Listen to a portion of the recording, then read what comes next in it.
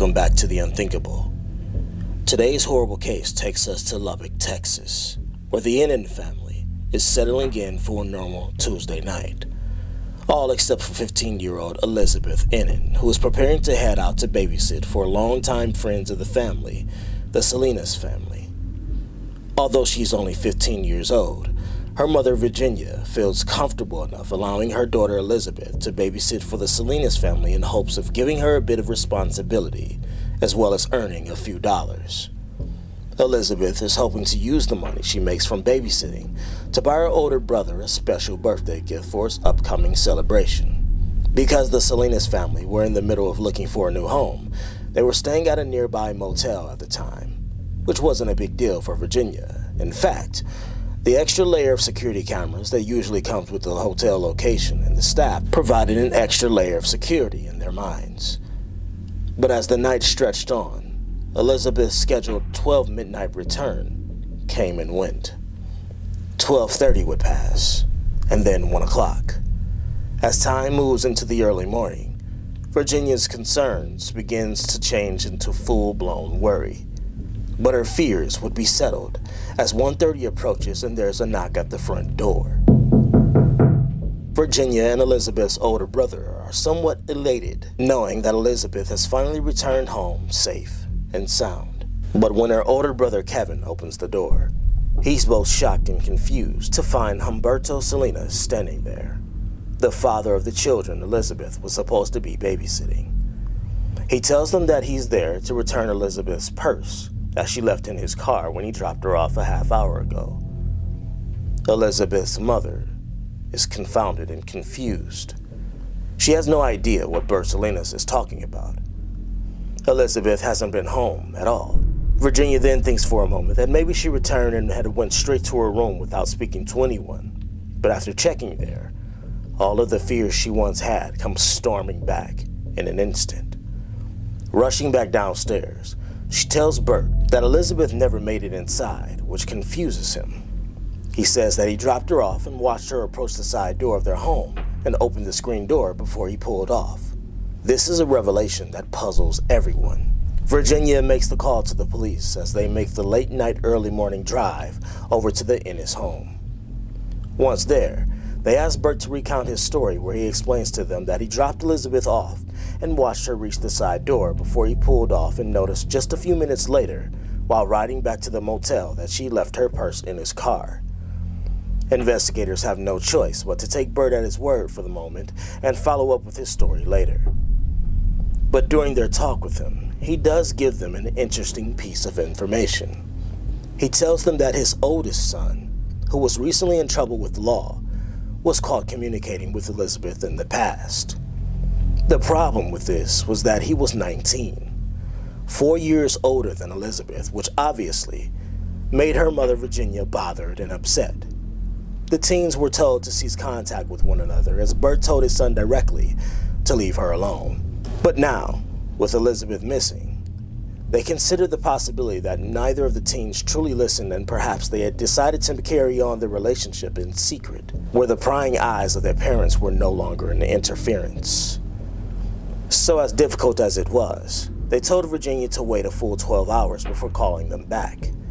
They believed that maybe she was somewhere with Bert's oldest son in defiance of their parents' wishes. Once Bert's story about leaving the hotel with Elizabeth checked out, with his wife and daughter co-signing his movements and whereabouts the night of the disappearance, investigators were now able to focus their attention back onto the facts of the case. The facts that they have collected up to that point, that is, and back onto the 19-year-old teen who'd been told to stay away from Elizabeth. So they go out and search for Bert's son and find him standing outside of a donation clinic after receiving a tip. They immediately bring him in and begin the arduous task of interrogating him. This interrogation goes on for hours, and he tells them that the last known contact he had with Elizabeth was when she called him asking to come over, and he told her no, which resulted in a big argument where he hung up and stopped all contact with her immediately. He even offers up his phone for a full probe by law enforcement to prove his innocence. By the end of it, detectives are fully convinced that although the teen had a troubled background and previous run-ins with the law, that he was telling the truth. All of this meant that they were no closer to finding Elizabeth than they were at the beginning of the investigation. So they decide to start over and cover the case inch by inch, starting with Bert's story about having dropped Elizabeth off at home. But they start at the very beginning of his story. Bert told the investigators that he and his wife and daughter returned from their outing around midnight. Then he and Elizabeth departed from the motel, and he drove her home. So they started their search there, and they're in luck. Sort of. The motel does have surveillance footage, but unfortunately the cameras only record movement every 4 seconds. This means that only every 4 seconds will investigators have a frame to analyze. Nonetheless, they queue up the footage and begin the process of combing over every recorded frame, starting with the time Bert reports Elizabeth arrived at the motel, which was around 6 p.m. that evening. As they watch, shortly after 6, a figure appears in frame. Although the image is grainy and dark, they can tell that it's Bert Salinas, and behind him is Elizabeth Ennin. Shortly after, a few minutes later, Bert along with his wife and daughter are seen heading out for a night on the town. So far, it's looking like everything Bert had told the investigators has been spot on. So they continue watching throughout the day. There are tons of frames that appear to show plenty of movement within the hotel, but nothing of particular interest appears until around 10:45 p.m. when the cameras pick up another image moving through the hallway towards room 113, where Elizabeth is babysitting. To their surprise, it's Bert Salinas, and he's alone. This presents a huge problem with Bert's reported story of returning around 12 midnight with his family. Why would he have left this crucial part out? Investigators are now on the edge of their seat as they continue to watch closely, and the next couple of frames they see sends chills down their spine. It's 15-year-old Elizabeth Ennin, and she's leaving room 113. Within 2 frames, she makes it from the room to the end of the hallway, which lets them know that she's moving at a quickened pace.